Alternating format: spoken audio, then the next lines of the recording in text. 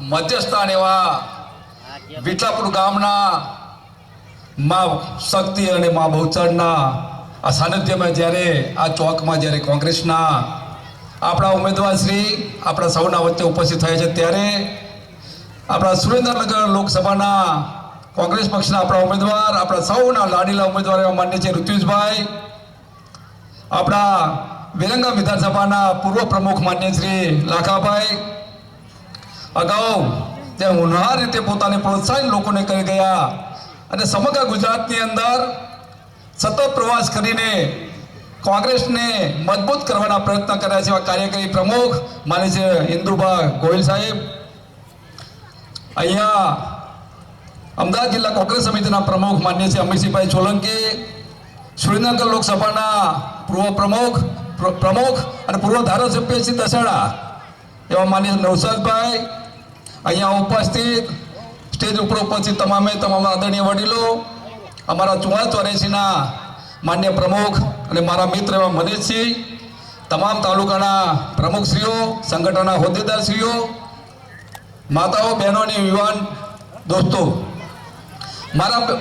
અગાઉના બંને વક્તાઓએ આ ભારતીય જનતા પાર્ટીને પરાસ્ત કરવા માટેના જરૂરી સૂચનો કર્યા. આપ સૌ જાણતા હશો કે સમગ્ર જ્યારે ગુજરાતની સાથે સાથે સમગ્ર દેશમાં જ્યારે આ ભારતીય જનતા પાર્ટીના શાસનને નાબૂદ કરવા માટે લોકો કટિબદ્ધ બને છે, ત્યારે આપણે પણ આપણા વિસ્તારની અંદર એક આહવાન કર્યું. માન્ય મનીષસિંહ પણ અગાઉ વાત કરી મુજબ ક્ષત્રિય સમાજની સાથે સાથે આ વિસ્તારના 18 આલમ તમામ સમાજો હોય, કોઈ પણ સમાજને આ ભારતીય જનતા પાર્ટીની સરકારે અન્યાય કરવા બાકી રાખ્યો નથી. અને જ્યારે જ્યારે નાના મોટા પ્રશ્નો ઉપસ્થિત થતા હોય, કોઈ સમાજના થતા હોય, કોઈ વિસ્તારના થતા હોય, કોઈ ખેડૂતનો પ્રશ્ન હોય, ત્યારે આ ભારતીય જનતા પાર્ટી એ સમાજને અલગ વિભાગોમાં પાડવાનું કામ, એને તોડવાનું કામ, એના અવાજને કઈ રીતે દબાવવાનું કામ આ ભારતીય જનતા પાર્ટીની શાસન કરી રહી છે. ત્યારે આપ સૌને મારે વિનંતી કરવાની છે, આ પ્રથમ એવો મોકો આવે છે. આ ભારતીય જનતા પાર્ટીના નેતાઓએ દરેક સમાજોના અવાજને તોડવાનું કામ કર્યું હોય, પરંતુ આ પ્રથમવાર એવી ભૂલ પડી છે કે મા શક્તિના સાનિધ્યમાં બેસીને વાત કરી છે કે આ વખતે ક્ષત્રિયોના બહેનોની અસ્મિતાનો પ્રશ્ન લાવીને ઊભો કર્યો. ત્યારે સમગ્ર ગુજરાતની સાથે સાથે અન્ય રાજ્યોમાં બુલંદ અવાજ સાથે આ પ્રશ્નની વાત આવી અને ક્ષત્રિય સમાજની ફક્ત એક જ માંગ હતી, એક જ વાત હતી કે માન્ય રૂપાલાજીની ટિકિટ રદ કરો. એ ઘરમાં એમના કોઈ પણ સભ્યને એ ટિકિટ આપે તો પણ ચાલે એવી એક સામાન્ય વાત કરી, એ માગણી કરી. સમગ્ર ગુજરાતમાંથી રાજકોટ ગામે આ ક્ષત્રિય સમાજના તમામ આગેવાનો ગયા, પરંતુ તેમ છતાં આ નિષ્ઠુર ભારતીય જનતા પાર્ટીના શાસન વ્યવસ્થાના શાસકોએ એમની એ વાત પણ ન માની. તેના ઉપરથી તમામ આપણા સમાજોએ પણ શીખવાનું છે. એના ઉપરથી આપણે પણ નિર્ધાર કરવાનો છે કે જો આ સમાજ આટલો શક્તિશાળી સમાજ, આ સમાજ જેની તાકાત છે, સમગ્ર દિશા આપતો સમાજ, લોકોને રાજકારણ જે સમાજમાંથી શીખવાનું છે એ દિશા આપતો સમાજ